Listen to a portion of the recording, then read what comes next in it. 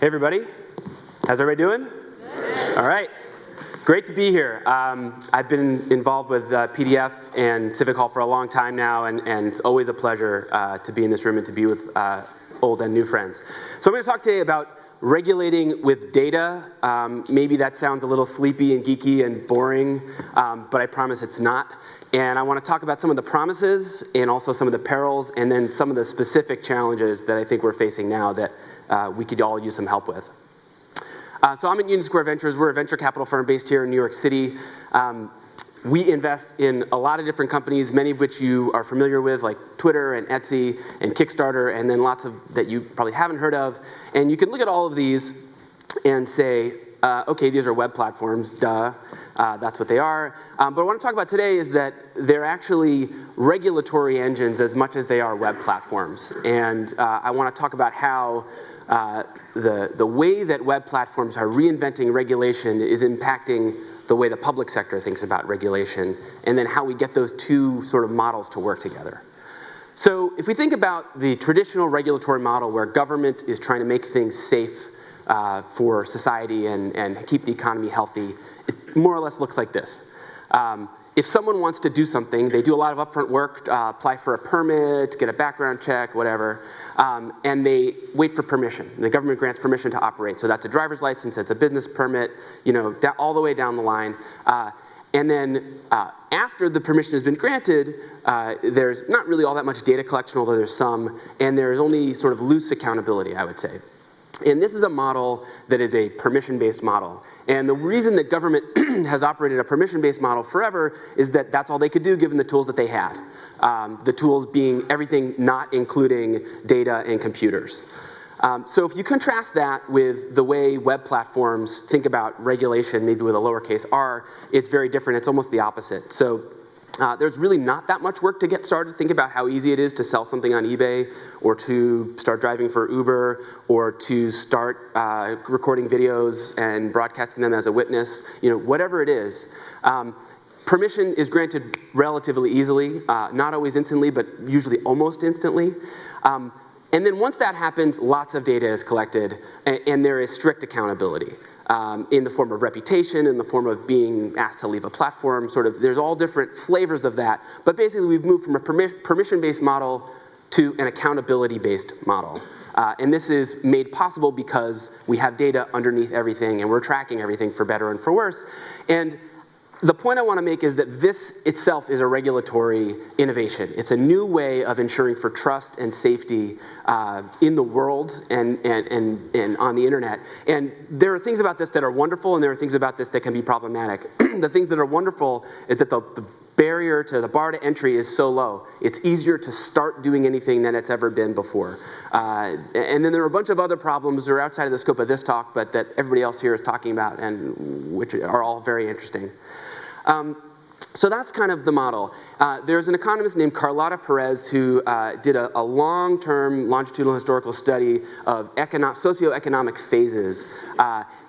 Each one lasting about 50 years, and the current one being the age of information and telecommunications. And the really interesting thing that she pointed out was that each phase, each one of these socioeconomic stages brought with it a new paradigm that was initially spurred by the technology, but ultimately filtered into everything, into law, into cultural norms, and so on. And that's where we are right now. So for all the sort of pluses and minuses of the web style of regulation, this is where we're heading because we have the tools to do it. And these are the challenges that I kind of want to poke at. So the great opportunity and also the great challenge is that there are answers in the data. There aren't always the right answers, and they aren't always obvious or clear, but there are answers there to questions like, how is traffic moving in New York City? How is ride sharing impacting that? Why are housing prices going up in San Francisco and lots of other places? Where are the drones, and what are they doing, and who's flying them? You know, once cars start driving themselves, is that safe? How do we know? What are they doing? You know, what are the impacts on traffic and so on? As the workforce changes, what does that mean? How are people earning a living? What's the changing nature of what it means to have a job? When it comes to healthcare and medicine, you know, how can we take all of our collective health data and then learn from that in order to find new cures for cancer? pollution, you name it. And then, of course,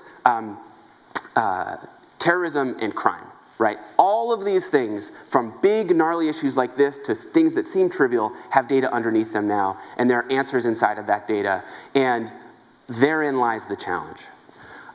So, the challenge is that we don't know how to share, because we don't trust each other. And by we, I mean individuals and companies and the government. And I think figuring this out, solving for how to share the information that's now underlying everything in a way that makes us all comfortable is, I think, one of the great challenges of the next 100 years. Here are a few things that are part of that.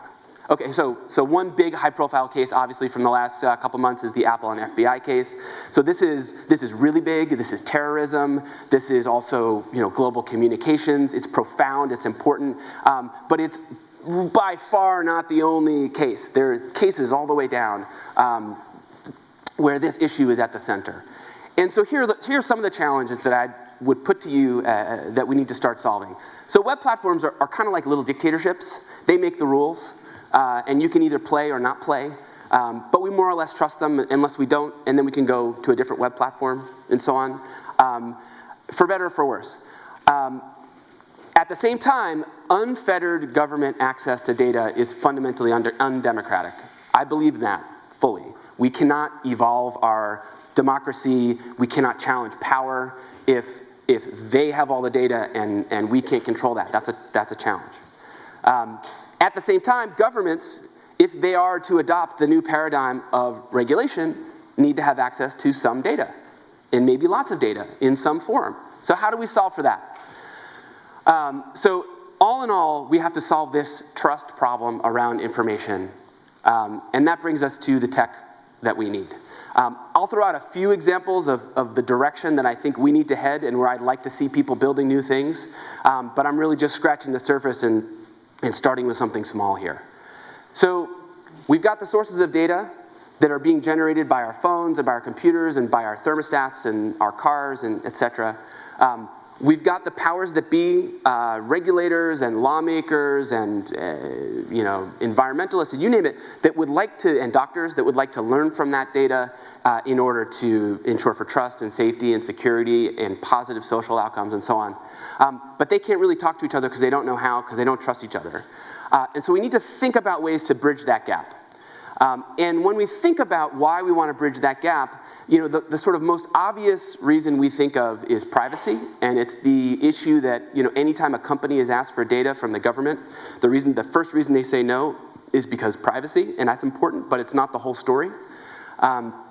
There are issues like competition, also important because we want an open and competitive internet. We want it to be possible for new companies to come in and get started.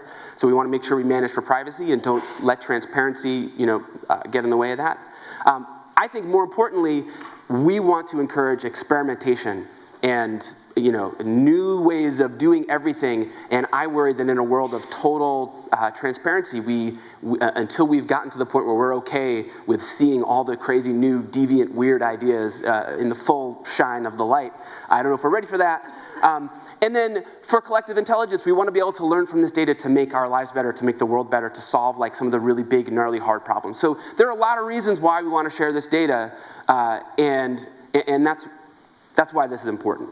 So a couple of examples that I think are heading in the right direction that could possibly be instructive for where we go next. The first one is called AirMap. AirMap is a drone, or sort of unmanned air vehicle information system. It's a drone information system, okay? And yeah, information for drones, obviously. And so AirMap sits in the middle of the drone ecosystem, and on one side they got drone pilots, and they collect data about where all the drones are and where they take off, and they're integrated with the drone manufacturers for the largest companies.